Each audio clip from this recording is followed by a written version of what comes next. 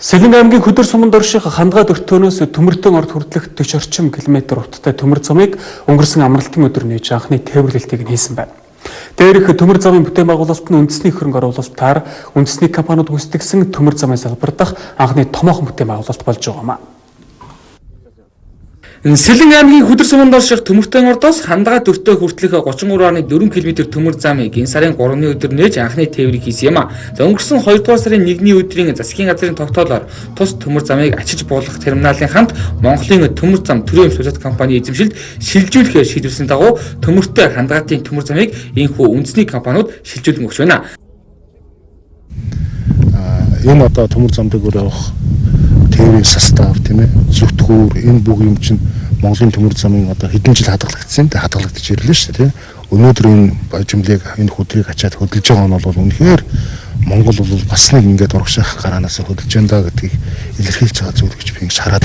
Тэнцээс бол маш их хэмжээний төмрийн хөдөр бол Дархан хотод бол очино. Тэгээд тэнцээ бол тодорхой хэсгийн экспортлол нь ер нь бол Дарханд бол бид нар маш том хэмжээний бол төмрийн ангижруулах, ялгаруулах үйлдвэрийн барьна гэсэн ийм зорилттой байгаа. Дархан сэлэнгийн бүс нутагт уул уурхай металл уургийн цогцлол байгуулах төслийг хэрэгжүүлэхээр засгийн газрын 2014 оны тогтоолын дагуу QSC компани мөн эдийн засгийн хөгжлийн яамтай концессийн гэрээ байгуулж тээврийн асуудлыг шийдвэрлэх дэд төслийн хүрээнд Дарханы төмөрлөгийн үйлдвэрт баригдах шууд ангижруулсан төмрийн үйлдвэрийн түүхийдийг тээвэрлэх энэхүү төмөр замыг барьж дуусгасан байна. За ер нь бол энэ төмөр замын дэд бүтцийн энэ асуудлыг бол чанарын хувьд бол энэ олон улсын стандартууд гэж байдаг.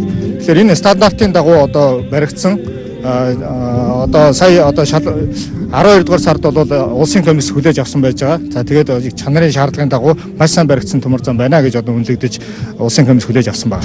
Тэгэхээр энэ төмөр зам бол жилдээ 8 сая тонн өдөр зөөр хүчин чадалтай үйлдвэр төмөр замын байгууламж ашиглалтанд орлоо.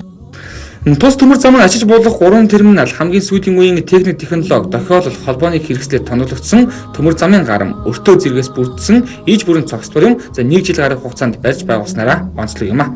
Монголын төмөр зам төрийн сувилт компаниас тээвэрлэлтийн үйл ажиллагааг нээж өөрийн эзэмшлийн ачааны хагас вагоныг анхны цуваагаар төмрийн хөдөр тээвэрлсэн. Төмөртэй ордоос энэ жил 1 сая орчим тонн төмрийн хөдрийг тээвэрлэхээр тооцоолсон байна. Цаашид 8-аас 10 сая тоннд хүрэх зорилттой юм а. Өнгөрсөн онд ажлаар нь тэргүүлсэн аймаг нийслэлийн удирдлагууд ерхий сайдад сайхан бэлэг шагнал гардууллаа. Нийт 4 бүлэг 11 багц асуудлын хүрээнд үнэснээс Орхон, Сүхбаатар, Булган болон Арханга, Говьалтай аймагуудын засаг даргын тамгын газар тэргүүлсэн байна. Өнөөдөр энэ танхимд хүрэлцэн ирсэн Эрхэм сайд хоттой Эрхэм ноёд та бүхний энэ өдрийн амар амгаланг алтгая.